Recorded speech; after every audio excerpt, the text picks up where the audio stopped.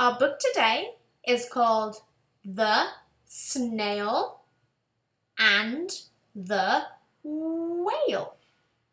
The book is written by Julia Donaldson, the author, and the pictures are drawn by Axel Scheffler, the illustrator. What do you see on the front cover of the book? I can see a whale, a parrot, a palm tree, some mountains, the beach, two orange fish, and a crab. What do you think the book will be about? A snail and a whale. Let's get started.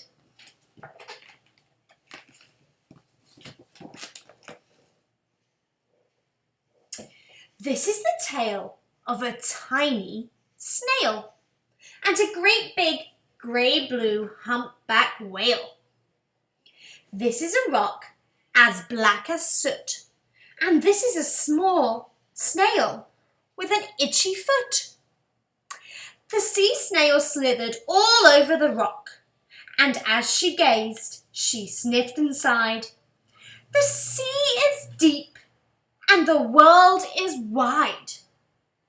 How I long to sail, said the tiny snail. Here's the snail on the rock.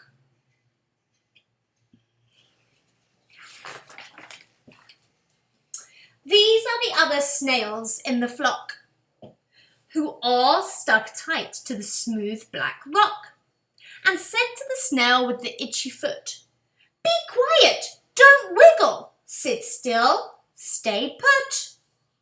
But the tiny sea snail sniffed and sighed, then cried, "I've got it! I'll hitch a ride." This is the trail of the tiny snail, a slithery trail that looped and curled and said, "Ride wanted around the world." Ride wanted around the world. Where does the snail want to go? Around the world.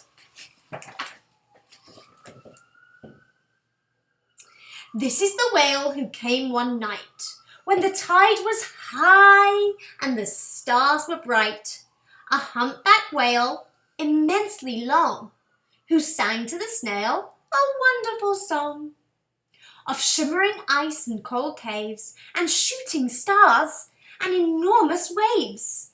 And this is the tale of the humpback whale who held it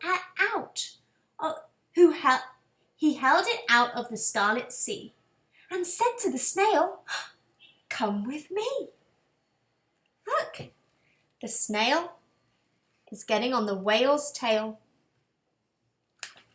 I wonder where they'll go. This is the sea, so wild and free, that carried the whale and the snail on his tail to towering icebergs and far-off lands. Here he is, on top of the whale's tail, with fiery mountains and golden sands. He's still there, balancing on top. These are the waves that arched and crashed, that foamed and frolicked and sprayed and splashed. The tiny snail on top of the whale.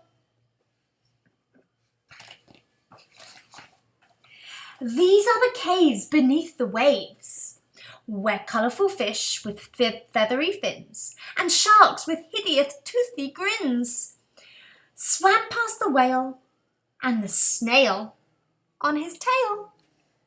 He's really going to get to see all the places in the world. This is the sky, so vast and high, sometimes sunny and blue and warm, sometimes filled with a thunderstorm, with zigzag lightning, flashing and frightening the tiny snail on top of the whale.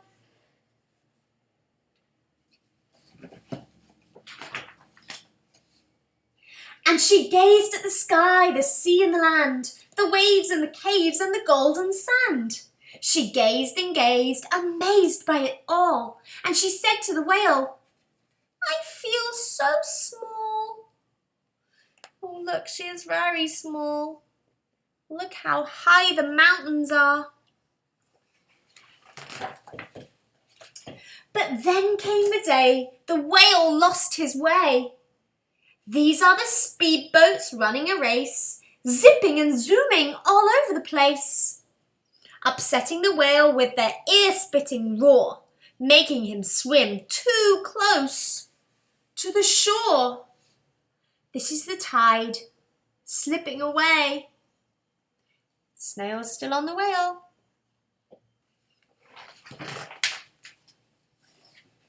And this is the whale lying beached in a bay. "Quick, off the sand, back to the sea," cried the snail. "I can't move on land, I'm too big," moaned the whale.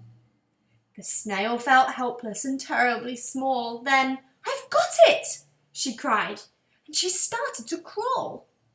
"I must not fail," said the tiny whale. What do you think the snail is going to do?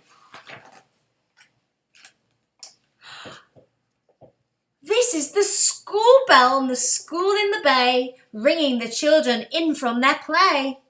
This is the teacher holding the chalk, telling the class, "Sit straight, don't talk." This is the board as black as soot, and this is the snail with an itchy foot. "A snail, a snail!" The teacher turned pale. "Look," say the children, "it's leaving a trail." This is the trail of the tiny snail, a slithery trail saying, "Save the whale." Do you think they're going to help the whale get back into the water? Let's see. These are the children running from school, fetching the fireman, digging a pool, squirting and spraying to keep the whale cool.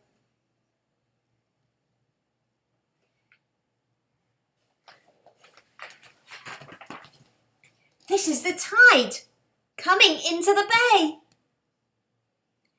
And these are the villagers shouting, "Hooray!" as the whale and the snail travelled safely away.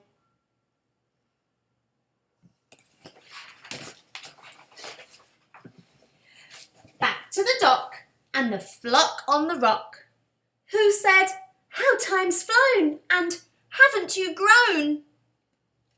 And the whale and the snail told their wonderful tale of shivering ice and coral caves, and shooting stars and enormous waves, and of how the snail, so small and frail, with her looping, curling, silvery trail, saved the life of a humpback whale.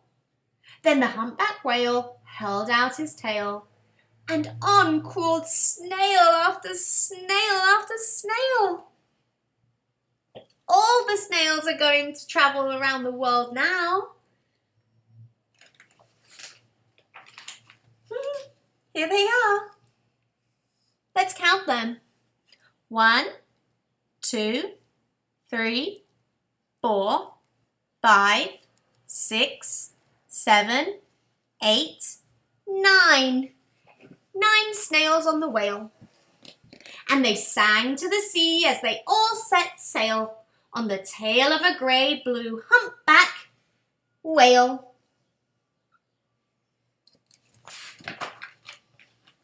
The end.